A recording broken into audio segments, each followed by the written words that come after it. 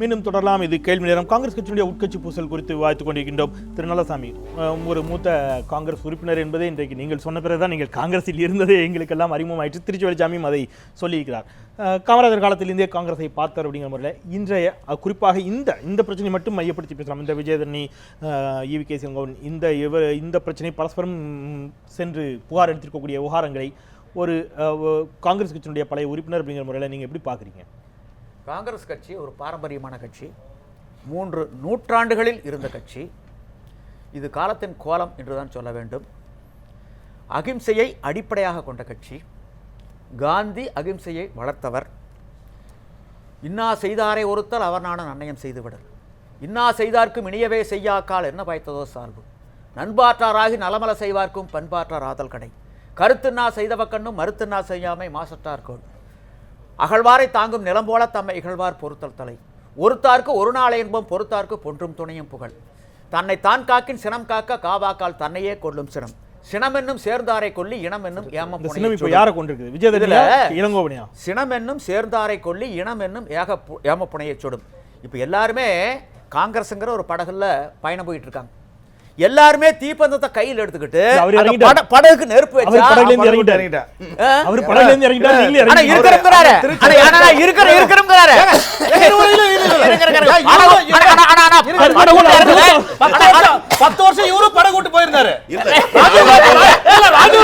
ராஜீவ் காந்தி இறந்த போது இவர் எங்க போனாரு?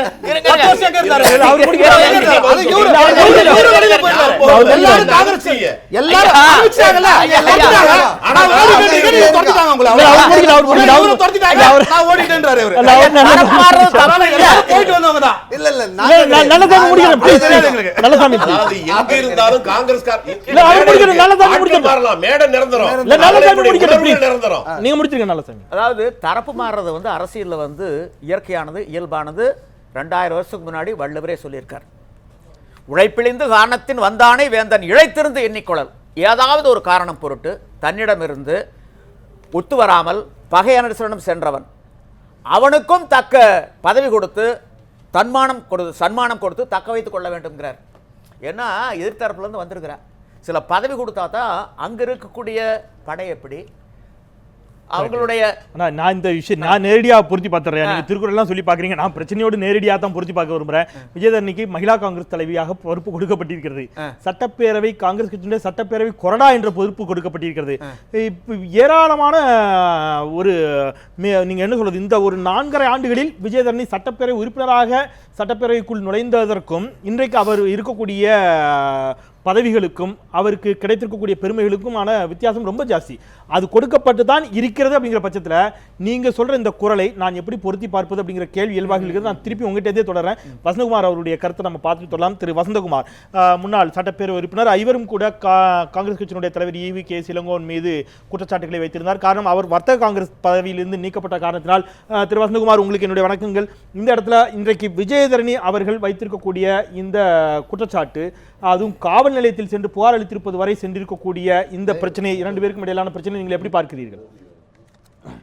டெல்லியில் 2 பேருக்கும் ஒரு அறையில் நடந்த விவாதம். அந்த அறைக்குள்ளே நடந்தது என்ன என்று நமக்கு தெரியாது.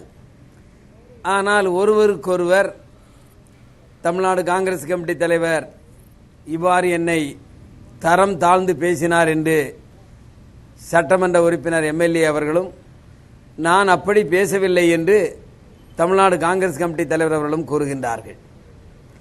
என்னை பொறுத்தவரையிலே ஒருவருக்கொருவர் கருத்து மாறுபடுவது இயற்கை. அது கருத்தாக இருக்க வேண்டும். அந்த கருத்தின் ஆழம் அங்கேயே முடிக்கப்பட வேண்டும். அதை தவிர்த்து ஒருவருக்கொருவர் வசைபாடியதாக வெளியே வந்து சொல்லியும் அது காவல் நிலையம் வரை சென்றிருப்பது வருந்ததற்குரியது. அதை தவிர்த்திருக்கலாம். அதை தவிர்த்து நான் இருந்திருப்போம் அப்படிங்கிறீங்க. ஆனால் இன்னொரு இடத்துல பெருவாரியான மாவட்ட தலைவருடைய ஆதரவு, இன்றைய கூட்டறிக்கை விஜயதரணியை கட்சியை விட்டே நிற்கணும்னு சொல்லியிருக்கிறாங்க. பெருவாரியான மாவட்ட தலைவருடைய ஆதரவு காங்கிரஸ் கட்சியினுடைய தலைவர் ஈவி.கே. இளங்கோவனுக்கு இருக்கிறது என்று எடுத்துக்கொள்ளலாமா? அதாவது தமிழ்நாடு காங்கிரஸ் கமிட்டி தலைவரால் அங்கீகரிக்கப்பட்டது. அதுவும் பரிந்துரை செய்யப்பட்ட தலைவர்கள் இந்த பிரச்சனைக்காக சென்னையிலே வந்து ஒரு அறிக்கையை கொடுக்க வேண்டும் என்பது எனக்கு உடன்பாடு இல்லை. 2 பேருமே அகில இந்திய காங்கிரஸ் கமிட்டி தலைமையிடம் சென்று அந்த நடந்த நிகழ்ச்சிகளை அவர்களிடம் சொல்லியிருந்தால் சொல்லி இருக்க வேண்டும்.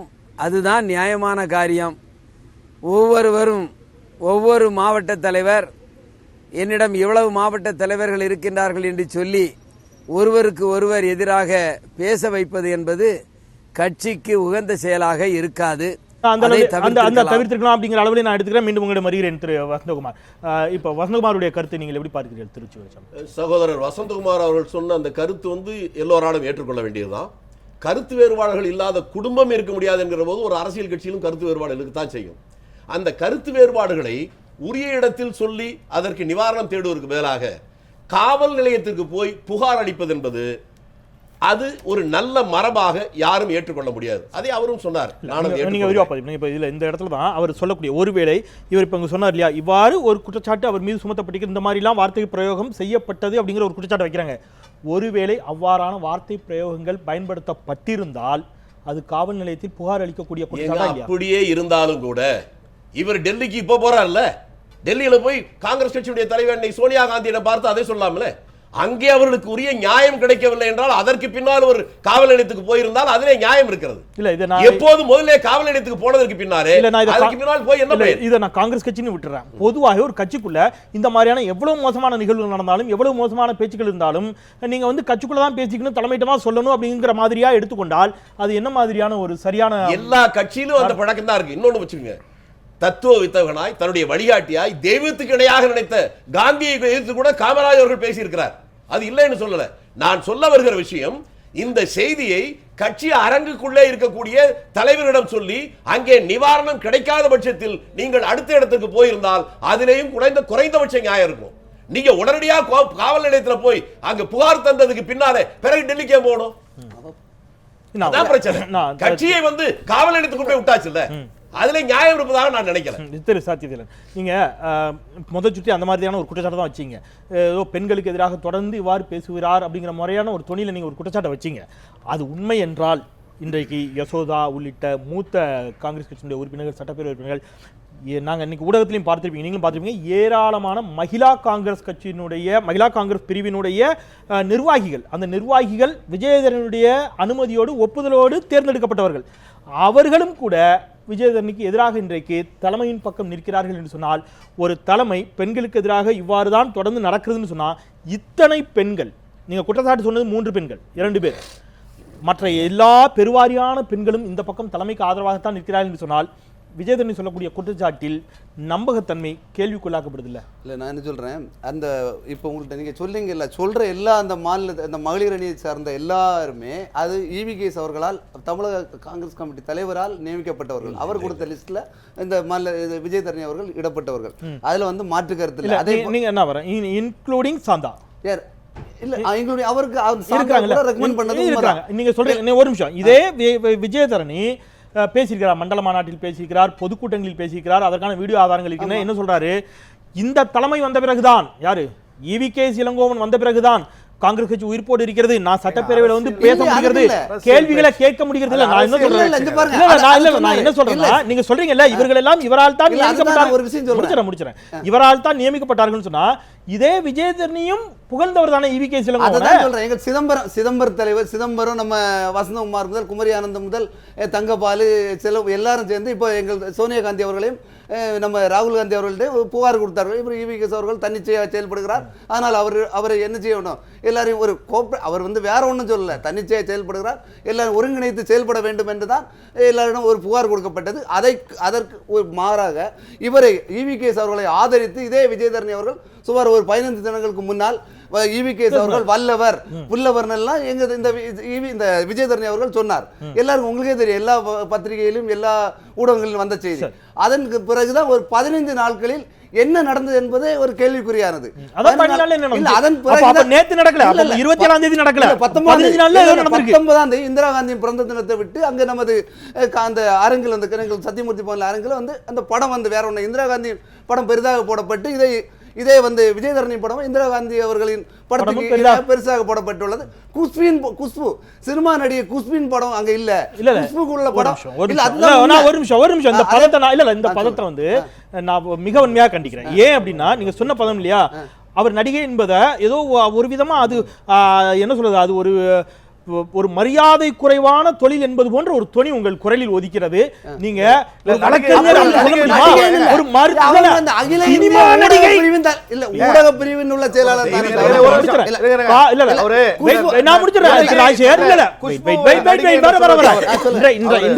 சத்யசீலன், இன்றைய விவாதம் என்பது காங்கிரஸ் கட்சியினுடைய உட்கட்சி பூசல் தொடர்பான விவாதம். திருமதி குஷ்பு சுந்தர் அவர்களுக்கு காங்கிரஸ் கட்சியில் ஒரு பொறுப்பு இருக்கிறது. இருக்குதா? அகில இந்திய பொறுப்பு தமிழ்நாடு காங்கிரஸ் கமிட்டி கிடையாது. நீங்க இந்த மேடையில அந்த பொறுப்பை சொல்லித்தான் அவர் மீது விமர்சனம் வச்சிருந்தீங்கன்னா அது ஏற்புடையது. ஆனா அவருடைய சினிமா நடிகை என்ற ஒரு பதத்தை வைக்க வேண்டிய தேவையில்லை. அதுதான் நான் என்னுடைய இதை சொல்றேன். அந்த பேனர்ல வந்து ஈவிகே இளங்கோவன் அவர்கள் மாநில தலைவரின் படம் வந்து ராஜீவ் வந்து நம்ம இவங்களுக்குள்ள சோனியா காந்தி மாதிரி சின்ன வட்டம் விட்டு இடப்பட்டுள்ளது. குஷ்பின் படம் சுத்தமாக கிடையாது. ஏன்னா இது வந்து மகிழா காங்கிரசின் கூட்டம், மகிழா காங்கிரஸ் மாநில கூட்டம் தானே தவிர இந்திரா காந்தி அவர்கள் அவங்க அதுல வந்து குஷ்புக்கு முக்கியத்துவம் கொடுக்க வேண்டிய தேவையில்லை.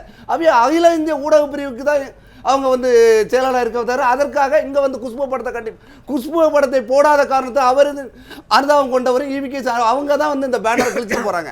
அதுதான் வந்து தப்பு. ஏன்னா இங்க எல்லாரும் அப்படி பார்த்தா நக்மாவும் தமிழ்நாட்டில் நடிகையா இருந்தவங்க தான் அவங்க இப்போ வந்து ஆல் இந்தியா மகளிர் காங்கிரஸ் செயலாளர். அப்ப அவங்க நக்மாலுக்கு போடலாம், எல்லா சினிமா நடிகையுமே பேனரை போட்டா அப்ப இங்க உழைத்தவர்கள் இல்ல காங்கிரஸ் வந்து 30 வருஷம் உழைத்தவர்கள்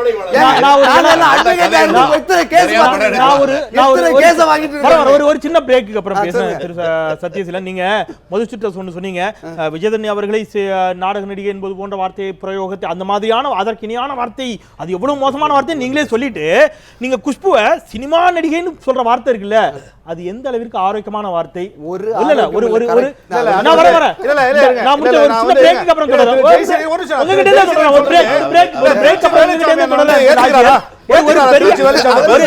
ஒரு பெரிய பாரம்பரியம் மிக்க கட்சி, இந்த தேசத்தினுடைய சுதந்திரத்திற்காக பாடுபட்ட கட்சியின் மீதான விமர்சனங்கள் இவ்வளவு தரம் தாழ்ந்த விமர்சனங்களாக போக வேண்டுமா? அதுவும் பொது வெளியில் அப்படிங்கிறது உள்ளபடியே மிகுந்த வருத்தம் தூக்கக்கூடிய ஒரு செய்தியாகத்தான் இருக்கிறது.